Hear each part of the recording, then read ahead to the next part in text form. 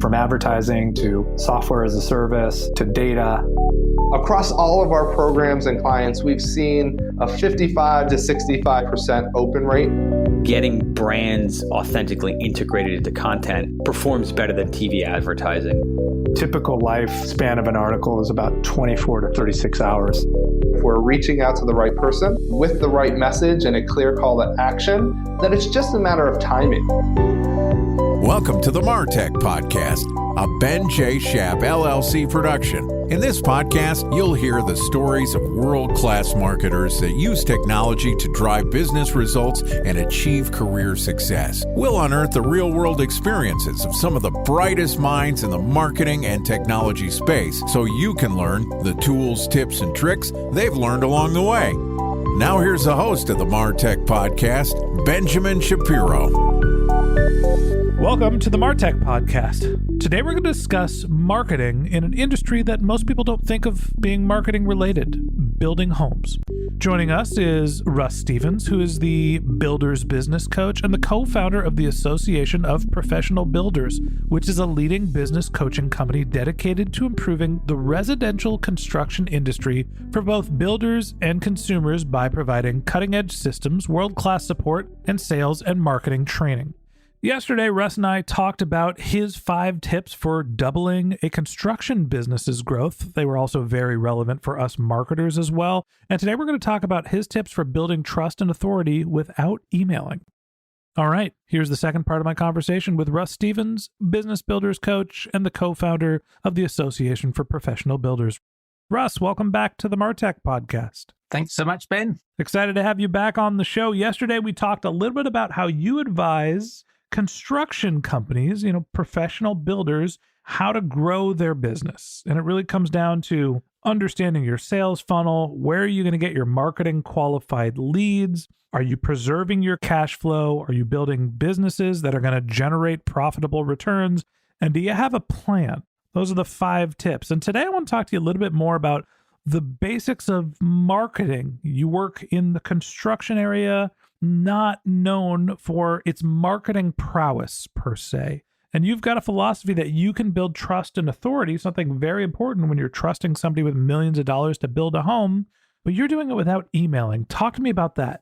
Yeah, well, as we all know, it's getting harder and harder to get people to part with their email addresses. So mastering this aspect of marketing, getting in front of people and building that trust and authority without having to rely on email is becoming more and more important. And the obvious channel for that is social media. Yeah, social media is becoming more important than ever in order to stay top of mind rather than simply as a tool for lead acquisition. And the one thing that we've used very successfully ourselves, and as have our builders, is what we call the content marketing strategy, which I'm sure all your listeners are familiar with. So that involves writing blog articles, good quality information, and producing videos. Let's chop that up a little bit. It's interesting to me that you're saying, hey, look, people don't want to give their email address out, something I totally agree with. People are a little bit more protective of their information, and you still have to build a relationship with them. So you're focusing on social media. Where I have questions is, I got $1 million, everybody. I want to go build a home. What's the first place I'm going to look? I don't think it's Facebook. I don't think that I'm going to go and say, all right, I'm going to be on Twitter and I'm going to go find my home builder. So help me close the loop, bridge the gap of why social media is so important for business with an average selling price of, tens to hundreds of thousands to millions of dollars. I love that question, Benjamin, because it illustrates perfectly why social media is just so important. Because traditionally, this is what builders have always done. They've gone after that person that's hey, I've got $1 million. I want to build a custom home. But it's already too late. You've got to be engaged with that person before they even realize that they are going to build a new home. And this is what social media, interruption marketing is just so good at. Planting the seed, getting awareness of your brand and engaging with that prospect before they even know themselves that they want to build a new home. That is the real power. And that is the first place to start, not just for builders, but for anyone, especially in service-based industries. When people ask, do you say you work in construction? Because I think you work in marketing. I guess there's a few ways we could answer that. We work in education, but yeah, I think any of us in business, we're marketers, aren't we? In my consulting practice, when I am consulting C-level executive marketers, the first thing that I focus on is you have to understand who your customer is. So your answer, which is the reason why social media is important, is because you know your customer and they end up buying from the person that introduces them to the concept of building a new home before they know they want to do it. You're building that relationship before they are raising their hand saying, I'm a buyer. And you're using social media and what you called interruption marketing to build not only awareness for your business, but awareness for the category that you work in. So talk to me about once you introduce yourself in social media, maybe you're doing some advertising, you're showing some pictures of, homes being built or a beautiful kitchen, a backsplash, a bathroom. For my wife, you probably could have got her just showing her a tub the size of a swimming pool. Once you do your social media and you figure out who's interested in the type of work that you do, how do you bridge the gap between they're aware of your business to they're giving you that $1 million and you're putting cement in the ground and nails in wood? Maybe if I just rewind a little bit and just drill into that awareness a bit more, if that's okay.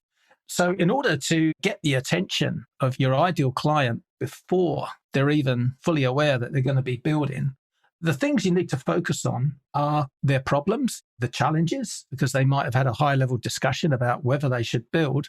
You want to enter that conversation going on in their head. So what are their fears? What are the most frequently asked questions that consumers ask you in that very first conversation?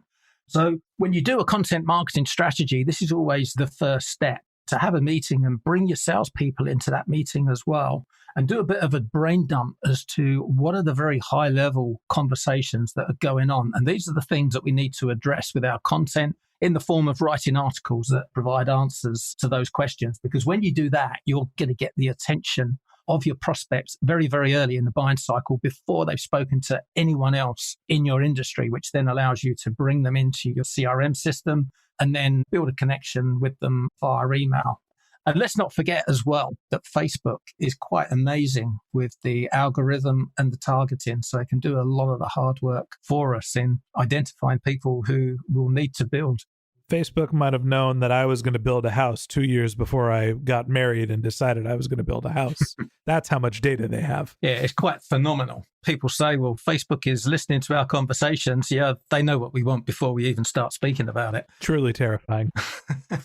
But in terms of this whole process on social media, we've got the very high level where we are entering that conversation that's going on inside their head, and we're getting their attention by sharing articles, which will drive them to our website. We're sharing videos, which has become more and more important. I was listening to a great podcast episode that you did talking about the importance of video on social media and how it's becoming more and more important. This is exactly what we've found as well. And I hear a lot of people talking about long form video not working on Facebook and you should only put it on YouTube. And for us, that's really not the case at all. We found long form video to be incredibly powerful. And when I say long form, I'm talking 4 to 7 minutes. We found those videos incredibly powerful in the awareness stage. And simply because people are not parting with their email address as readily as they used to. So we hear plenty of times people say, I've been watching your videos for 6 months on Facebook and I decided to take the plunge and opt in. And that's just the way the world is now. It seems to me, you're in the highest of high ticket purchases, and the amount of awareness building and credibility building you have to do is higher than most businesses. Hey, look, if I'm going to go buy a t-shirt and I see a picture of it on Facebook, I might click and I might buy it on the spot. Nobody's doing that with a custom home. It's not even possible. And let me tell you, it's so much work that you don't want to just make an impulsive decision about building a home. It's a real long-term life decision. So it makes sense that you're creating great content, you're educating the users, you're building trust and authority, and you're also constantly staying in front of them because it's the right person, right place, and right time. They might not be ready to make that decision or be financially viable when you first reach out to them. So you have to build all of that awareness, all of that trust, and eventually you do have to get some contact information and start that conversation. So when you say building trust and authority without email, it doesn't mean that you don't need that contact information to reach the person. It just means that you got a lot of work to do up front before that contact information comes your way. Absolutely right. And you're spot on. This is the biggest investment most people will make in their lives. So it stands to reason that they're going to be doing more research before making this purchase. And they're going to need more trust in place before they make this purchase than anything else they do. And quite right, we do need contact information. However, these days, it doesn't necessarily have to be email. That is still the favored approach. Yeah, we still get the best results from email, but people respond to different channels. So we encourage our builders to go after multiple channels. So as well as email, we always try to get a mobile phone number and communicate by SMS because some people are just more receptive to SMS. As long as you don't start overdoing it and blasting multiple marketing messages to them, that will be a very powerful channel for your salespeople to connect with prospects and progress them.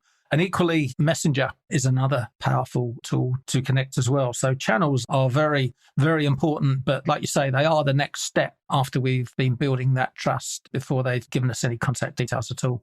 I think that's great advice. You have to build authority. You have to build awareness. Social media is great for that. Eventually, you do have to get that contact information. It doesn't necessarily have to be an email. And that wraps up this episode of the MarTech Podcast. Thanks for listening to my conversation with Russ Stephens, builder's business coach and co-founder of the Association of Professional Builders. In the third part of this interview, which we'll publish tomorrow morning, Russ and I are going to discuss social media hacks for expediting growth. If you can't wait until our next episode and you'd like to learn more about Russ, you can click on the link to his LinkedIn profile in our show notes, or you can contact him on Twitter. His handle is APBbuilders, APBBUILDERS, or you could visit his company's website, which is apbbuilders.com.